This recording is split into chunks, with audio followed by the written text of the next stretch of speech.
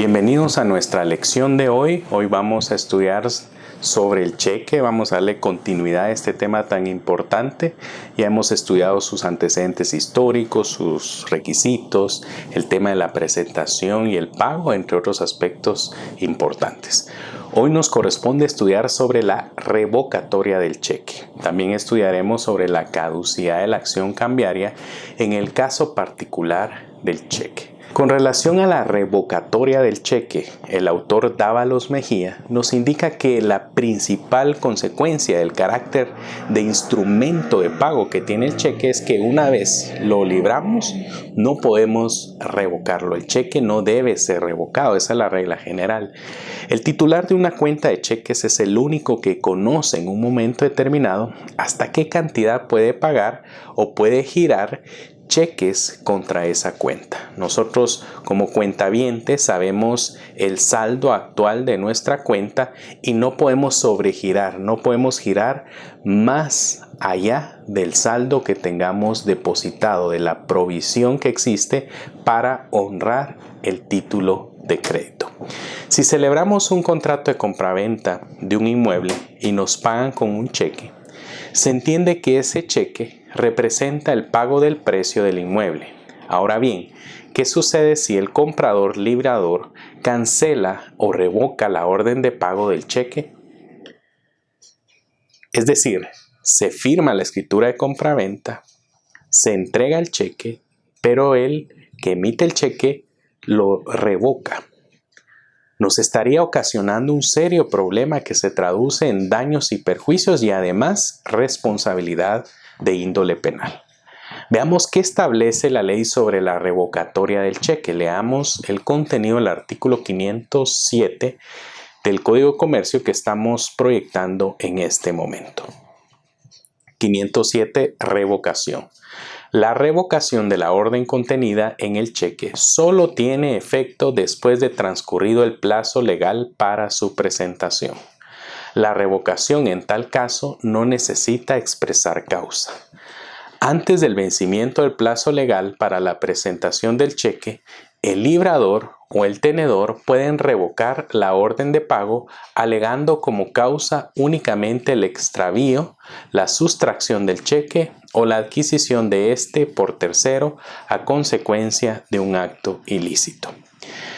Si el librado recibiere orden del librador o del tenedor de no pagar un cheque por alguna de estas causas, se abstendrá de hacerlo, sin responsabilidad alguna, y comunicará esa circunstancia a quien se lo presente al cobro.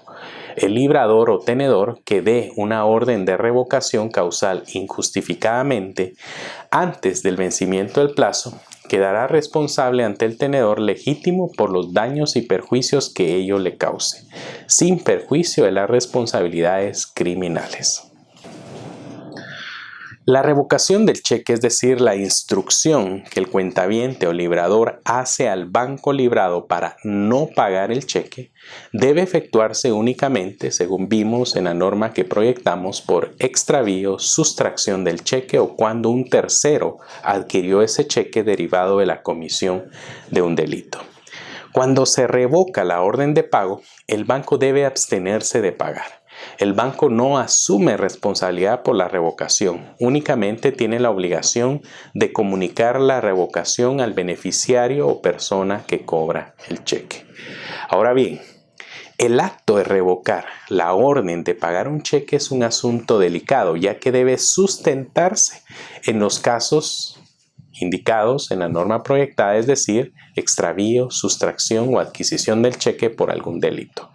Si una persona revoca la orden de pago sin fundamento o causa legítima, incurre en responsabilidad civil por daños y perjuicios y también en responsabilidad penal, que podría ser el caso de la estafa. Ahora veamos el caso en que un cheque es presentado para su pago fuera del plazo de los 15 días que establece la ley. ¿Procede que el banco lo pague no obstante que ya venció el plazo de presentación? La respuesta la encontramos en el artículo 508 que estamos proyectando para su lectura. Artículo 508, pago extemporáneo. Aun cuando el cheque no hubiere sido presentado en tiempo, El librado deberá pagarlo si tiene fondos suficientes del librador y el cheque se presenta dentro de los 6 meses que sigan a su fecha y no ha sido revocado. Como vemos, la respuesta es que el banco debe pagar el cheque aunque no hubiere sido presentado en tiempo, siempre y cuando exista la provisión en la cuenta monetaria correspondiente y el cobro se realice dentro de los 6 meses que sigan a la fecha de la emisión del cheque. Ahora veamos el caso de muerte o incapacidad del librador. Leamos el artículo 509. Muerte o incapacidad del librador. La muerte o incapacidad del librador no autorizan al librador para dejar de pagar el cheque. Vamos a poner un ejemplo. Juan libra un cheque hoy a las 7 de la mañana y fallece hoy, una hora después, a las 8 de la mañana. ¿Qué sucede? El banco debe pagar el cheque ya que la muerte o la incapacidad del librador no permite al banco librado a negarse a pagar el cheque.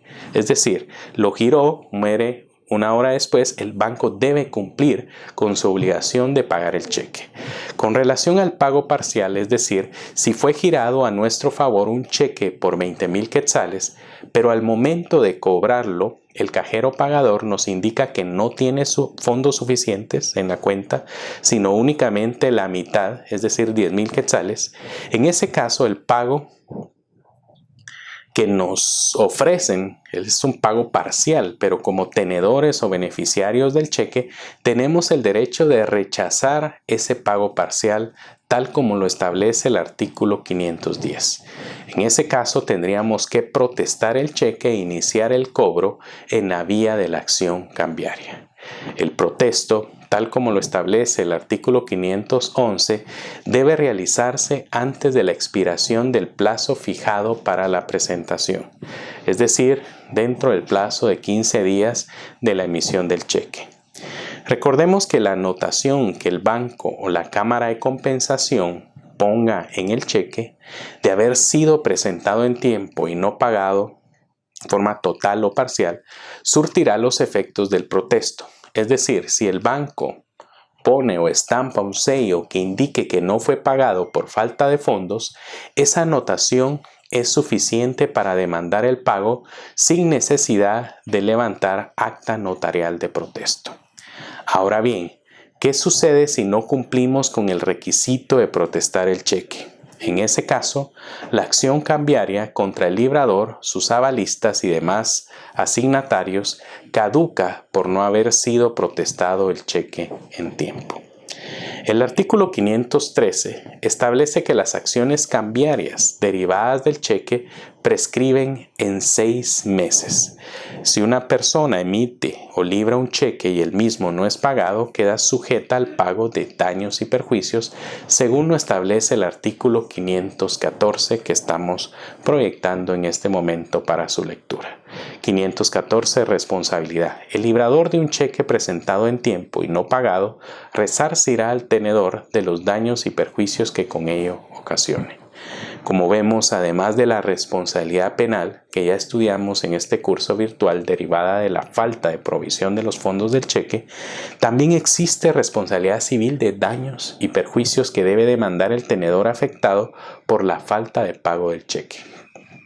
Ahora procedamos a la lectura del artículo 515 sobre las alteraciones del cheque o sobre la falsificación de la firma del librado o cuentaviente. Leamos el artículo 515. Pago de cheques alterados. La alteración de la cantidad por la que el cheque fue expedido o la falsificación de la firma del librador no pueden ser invocadas por éste para objetar el pago hecho por el librado, si el librador dio lugar a ellas por su culpa o por la de sus factores, representantes o dependientes. Veamos el primer caso, el de alteración. Por ejemplo, el emisor o el librador, llenó el contenido del cheque a máquina, pero resulta que un dependiente suyo con esa misma máquina le adicionó un número o cifra alterando así el contenido del cheque. En este caso, el responsable por la alteración es el librador, ya que por su culpa fue alterado el cheque. El segundo caso de falsificación de firma: si el cuentaviente deja su chequera en un lugar inseguro y algún dependiente suyo conoce su firma y la falsifica, se presume que fue por culpa del cuentaviente y en ese caso él será el responsable por la emisión del cheque con firma falsificada, salvo que sea notoria la falsedad. Obviamente, el cuentaviente o librador tiene la facultad de iniciar las acciones penales correspondientes en contra de la persona que haya efectuado la alteración o la falsificación, pero ya es un tema independiente al banco librado. Hemos concluido nuestro tema de hoy sobre la revocatoria del cheque y sobre la caducidad de la acción cambiaria en materia de cheques. Muchas gracias.